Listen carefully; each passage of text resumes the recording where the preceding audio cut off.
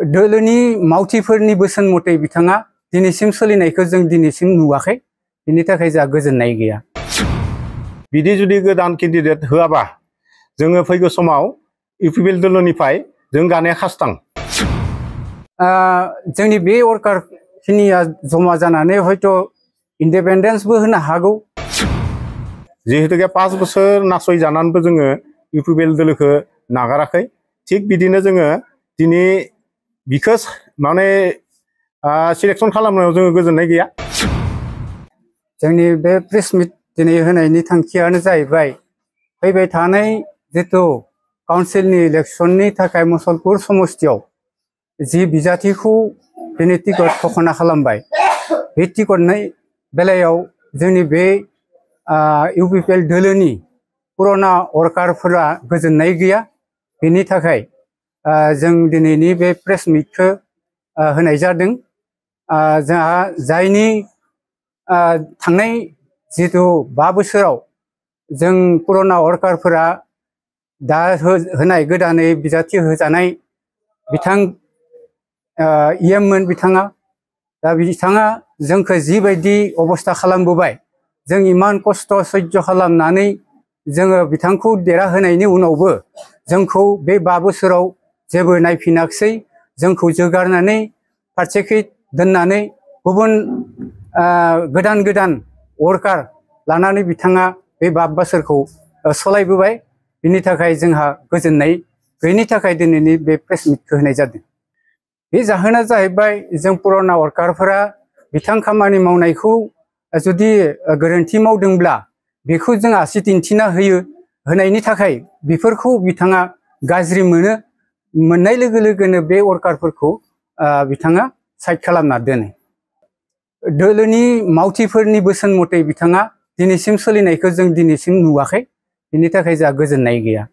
दा जोङो फैगौ इलेक्सनाव बिथाङा जुदि बिजाथि महरैनो बेवहाय गेलेगोन, जेब्ला जोङो फैगौ जिखिनि सम दंबावो साननैसो समनि उनाव जोङो बेखिनि जोंनि वर्कारफोरा मोनसे थोंजों लामा नायनानै जों मोनसे डिसिसनाव फैगोन। हयथ' जोंनि बे वर्कारखिनिया जमा जानानै हयथ' इन्डिपेन्डेन्सबो होनो हागौ।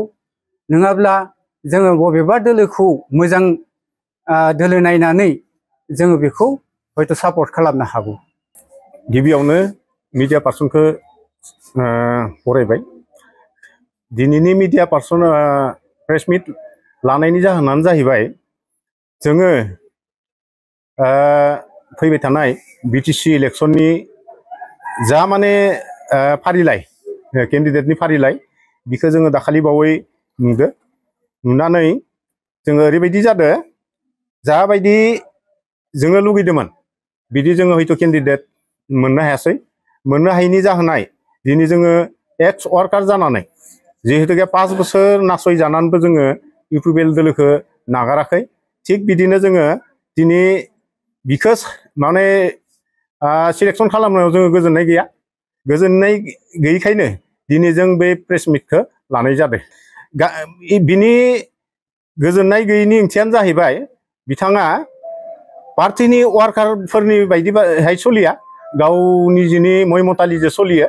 मानो होनोब्ला आं सानो आरो पार्सनेल सानो बिथाङा हयथ' फैसा रां रुफानि माबायावनो बिथाङा बिदिहाय पार्सनेल माबायाव सोलियो, रावनिबो माबाफोरखौ लाया, कमप्लेनफोरखौ होबाबो बिथाङा गनाया। दा बिनि थाखायनो जोङो लुगैयो फैगौ समफोराव जिहेतुके जोंहा बिसायख'थिया जानो थांगासिनो दङ, बेयाव जुदि जोङो मोजां केन्डिडेट मोनाबा होमबानिया जोङो साननैसो उनाव आरो डिसिसन लाबावगोन। मानो होनबा जोङो मा खालामनो हायो जों नायनोसै। दङ, निस्सय दङ। दंनायखायनो दिनै बिदि जथुमनो नांगौ जाहैदों।